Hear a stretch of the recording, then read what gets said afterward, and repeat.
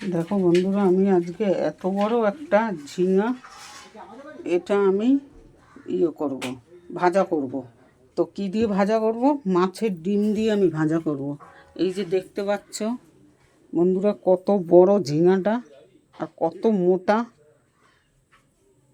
তো এইটাকে আমি ভাজা করব আজকে মাছের ডিম দিয়ে।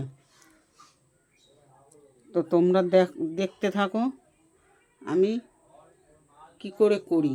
এইটা আগে কেটে এখন কুচি কুচি করে নেব, তারপরে ভাজা করব। বন্ধুরা দেখো, আমি এই যে মাছের ডিম, এই মাছের ডিম দিয়ে আমি কিন্তু এখন ওই চিচিঙ্গাটাকে ভাজা করব। অত বড় চিচিঙ্গা তোমরা কোথাও দেখেছো কিনা জানি না, আমার ঘরে এনেছে, তাই আমি সেইটাকে ভাজা করব ওই মাছের ডিম দিয়ে। কড়াই কিন্তু আমার গরম হয়ে গেছে। দেখো, কড়াইতে আমি তেল দিয়ে দিলাম। তেলটা গরম হলে আমি মাছের ডিমগুলো ভেজে আগে তুলে নেব।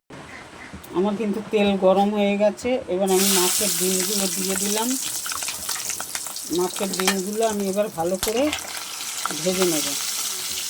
ভেজে নিয়ে তারপরে এগুলো তুলে নেব। তুলে তারপরে আমি চিচিঙ্গাটাকে যেই ভাজা ভাজা হয়ে আসবে তখন কিন্তু আমি মাছের ডিমটা দেবো, তার আগে দেবো না।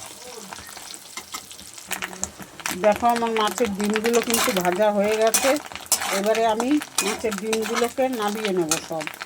দেখেছো কি সুন্দর ভাজা হয়ে গেছে। যেহেতু আমি তেলটা মাছের ডিম ভেজেছি, তো ওই জন্য ফেনা ফেনা রয়েছে, কিন্তু তেল আছে। এবারে আমি এর মধ্যে চিচিঙ্গাগুলো দিয়ে দেবো।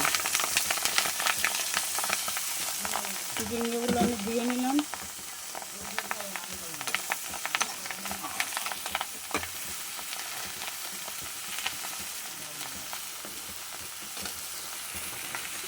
চিচিঙ্গাগুলো আমি দিয়ে নিলাম। এর মধ্যে আমি 1 চামচ হলুদ দিয়ে দেবো।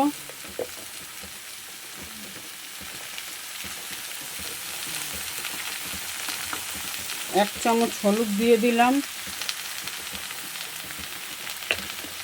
এবারে আমি 1 চামচ হলুদ দিয়ে নুন দিয়ে দিলাম।